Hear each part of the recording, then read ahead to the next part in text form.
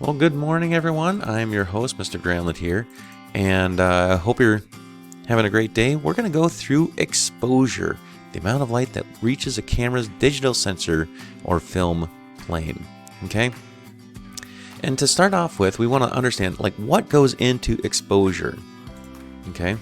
And that's where we have this exposure triangle. This is a pretty common thing inside of photography. It's like a three-way teeter-totter.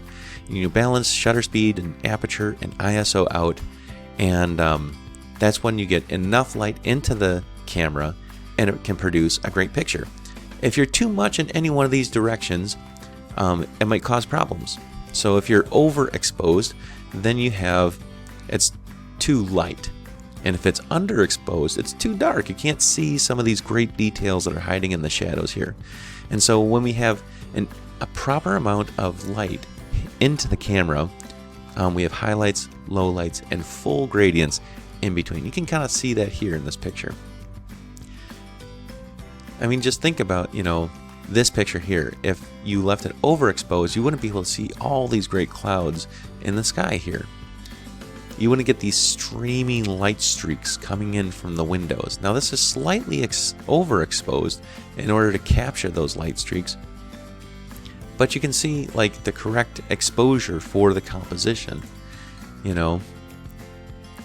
Having the proper amount of light coming into the camera, it really kind of freezes this amazing staring, kind of brings that intensity. I mean, this photo right here shaped the way that people thought about our involvement around the world. Now, if you have an underexposed image, you have too little light coming into the camera, so it's overly shadowy, dim or dark, and murky images. Okay. Now, sometimes people use this to great effect, but if it's too dim and dark, then it's confusing. So you need to be careful about underexposing an image. Okay. But you can see that having a lot of dark areas can be really dramatic. Actually, you see this a lot in all kinds of film and stuff like that. Trying to give this kind of shadowy, dark perspective on whatever you're viewing, to have it underexposed.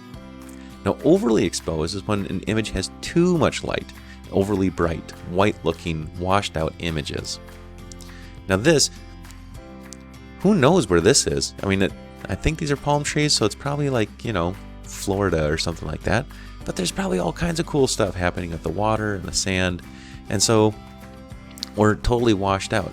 Now you can use this to great effect to achieve some things visually that are very interesting, but these are overexposed to an extreme where you can't really tell what's going on and people's faces look all washed out. But you can also use overexposed images to highlight certain things. So we're getting a little overexposed on these tree branches, but it creates this nice kind of washed out effect here. So how many of you can identify a correctly exposed picture? Give your guesses.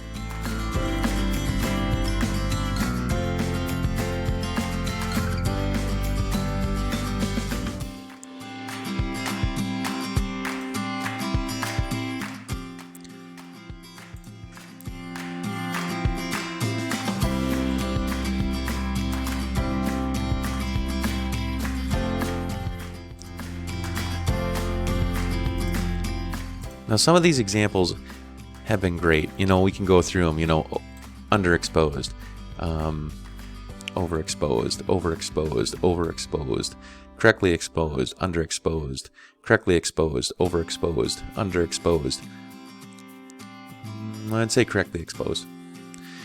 So you can identify it pretty quickly there, when there's too much light or not enough light, but you can control that to create some sort of images and moods.